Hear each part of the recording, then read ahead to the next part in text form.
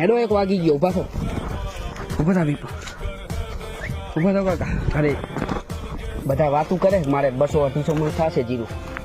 એ માસી પાણી પી લો. હાલો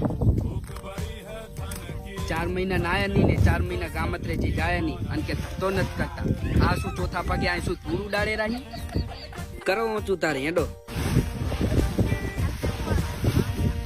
હાલો બળદ કાકા. ચાલ આજો આ બાજુનું જીરું બરી ગયું હે, ઓલી બાજુ મોટા મોટા દાણા હે.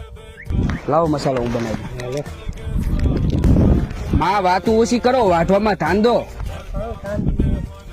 ગોરા લો તો. કાલ તો આનાથી ને મોટી ટુકડી નાખી, પણ એ તો ખરેખર થોડી લેવાતું હોય.